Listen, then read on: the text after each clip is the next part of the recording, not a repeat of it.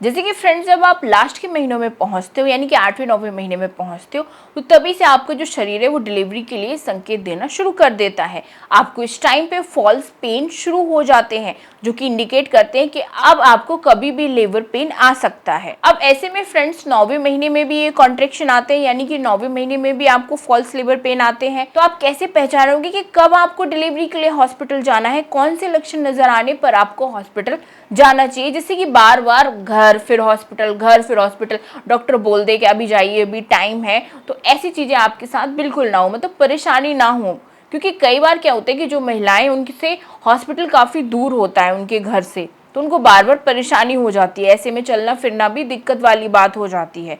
तो इसीलिए आपको मैं कुछ ऐसे संकेत बताने वाली हूँ, ज्यादा नहीं, केवल 4 ऐसे जरूरी संकेत बताऊंगी, जो अगर आपको दिखते हैं 9वें महीने में तभी आपको हॉस्पिटल जाना है, उससे पहले जाने की बिल्कुल भी जरूरत नहीं है, भागदौड़ करने की ज्यादा जरूरत नहीं है। सो चलिए फ्रेंड्स, जल्दी से जानते हैं वो संकेत और स्टार्ट करते हैं आज का वीडियो। आप मुझे कमेंट्स में अपनी डिलीवरी डेट जरूर शेयर कीजिएगा। सबसे पहला सिम्टम जो है वो है कॉन्ट्रैक्शन, यानी कि संकुचन, पेट में मरोड़, दर्द वगैरह होना। अब ये 2 तरीके से हो सकते हैं, एक तो ये फॉल्स हो सकते हैं यानी कि झूठे वाले पेन हो सकते हैं, एक ये रियल वाले लेबर पेन हो सकते हैं जिनमें आपको हॉस्पिटल जाना है। तो अब कैसे पहचानोगे आपके कौन से फॉल्स हैं और कौन से रियल वाले लेबर पेन है, कब आपको हॉस्पिटल जाना है? तो फ्रेंड्स, पहले बात करते हैं जब आपको हॉस्पिटल नहीं जाना है, तब कैसा पेन होगा कि आपको थोड़ा सा हल्का हल्का पेन होगा पेट में, निचले हिस्से में एकदम मरोड़ सी महसूस होगी, आपको पेट कड़क हो जाएगा आपका। अब ये जो दर्द है वो आप थोड़ा बहुत उठ जाते हो, चलने फिरने लग जाते हो, पानी पी लेते हो तो सही हो जाता है, फिर काफी टाइम तक ये दर्द फिर नहीं आता है आपको। तो ये होता है फॉल्स लेबर पेन। और फॉल्स लेबर पेन जो होते हैं यानी कि झूठे वाले जो लेबर पेन होते हैं, वो केवल आपको पेट में ही महसूस होते हैं, तो आप इजीली समझ सकते हो, ठीक है ना, कि तब आपको हॉस्पिटल नहीं जाना है।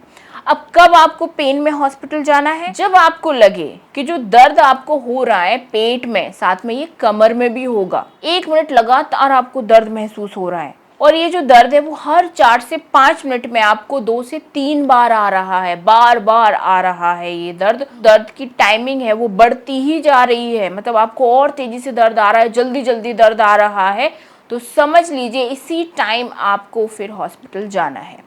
एक तो इसकी पहचान यही है कि ये कमर में भी होगा और पेट में भी दर्द होगा, और साथ ही साथ पैरों में भी दर्द महसूस हो सकता है, और आपका जो पेट है उसमें आपको गर्माहट सी महसूस होगी।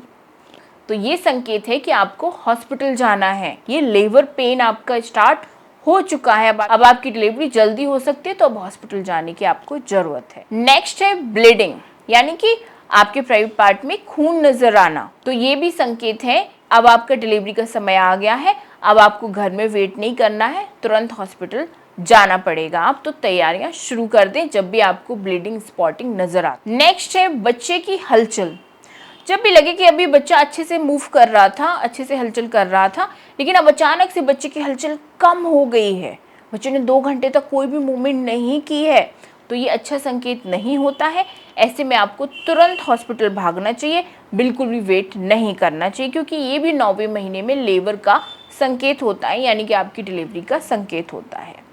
लास्ट पॉइंट है, चौथा पॉइंट, जो बहुत ज़्यादा समझना जिसको ज़रूरी है, वो होता है वाटर ब्रेक, यानी कि पानी की थैली फट जाना, आपके प्राइवेट पार्ट से पानी निकलना शुरू हो जाना।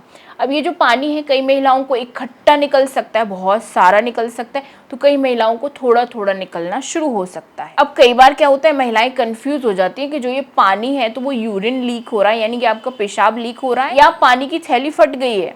तो फ्रेंड्स, यूरिन क्या है, उसमें स्मेल होगी, कलर होगा, पीला कलर होगा, तो आप समझ सकते हो, और जब यूरिन आएगा तो एक टाइम पे रुक जाएगा, ठीक है ना। लेकिन जो आपकी पानी की थैली फटेगी, जिसमें बच्चा रहता है, वो थैली फटती है तो वो पानी लगातार आता रहता है, और उस पानी में आपको हल्की हल्की गर्माहट महसूस होगी। आप यूरिन पास कर लोगे, कुछ भी कर लोगे, आपका जो ये पानी वो निकलता ही रहेगा, आपके कपड़े गीले होते रहेंगे। और हाँ, इसका कोई कलर नहीं होगा, ये बिल्कुल ट्रांसपेरेंट होगा, बिल्कुल पानी की तरह होगा, और इसमें कोई भी स्मेल नहीं होगी। तो आपको जब भी लगे कि बूंद बूंद पानी निकल रहा है या इकट्ठा पानी निकल गया है, तो तुरंत हॉस्पिटल भागिए, 1 मिनट का भी वेट करने की जरूरत नहीं है।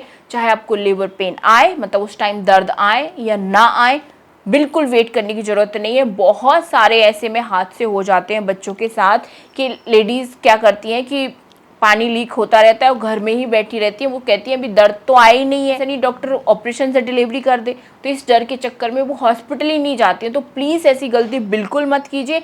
धीरे धीरे जब पानी निकलना शुरू हो जाता है तो मतलब आपके बच्चेदानी का मुंह खुल गया है। अब बच्चे तक इन्फेक्शन पहुंच सकता है उस पानी के जरिए, है ना। तो इसीलिए बच्चे को दिक्कत आ सकती है। साथ ही साथ बच्चा पेट में पॉटी भी पास कर सकता है, जिससे और भी दिक्कतें आ सकती हैं। तो जैसे ही लगे पानी निकल रहा है, चाहे थोड़ा निकले या ज़्यादा निकले, तुरंत हॉस्पिटल भागिए। दर्द का वेट करने की बिल्कुल भी ज़रूरत नहीं है। दर्द हो सकता है हॉस्पिटल जाते ही जाते आपको स्टार्ट हो जाए या हॉस्पिटल में पहुंचने पर स्टार्ट हो जाए, लेकिन एक बार आप हॉस्पिटल पहुंच जाते हो टाइम पर, फिर टेंशन वाली बात नहीं है। फिर सब कुछ डॉक्टर के हाथ में, वो संभाल लेते हैं सब कुछ, ठीक है ना। क्योंकि जब पानी लीकेज होता है तो अंदर पानी भी तो कम हो रहा है ना, फिर तो बच्चा सांस कैसे लेगा, क्योंकि उसी पानी में तो बच्चा जिंदा होता है। और जब वो पानी धीरे धीरे निकलेगा तो बच्चा सूखने लग जाएगा, सांस लेने में बच्चे को दिक्कत हो सकती है। तो बहुत सारे हादसे इसी तरीके से होते हैं। तो प्लीज़ आप ऐसी बेवकूफ़ी बिल्कुल मत कीजिएगा। जैसे ही लगे पानी निकलना शुरू हुआ है, कपड़े आपके गीले होने लगे हैं, पैंटी गीली होने लगी है, तुरंत हॉस्पिटल भागना है।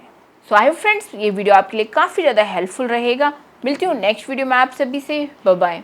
Thanks for watching.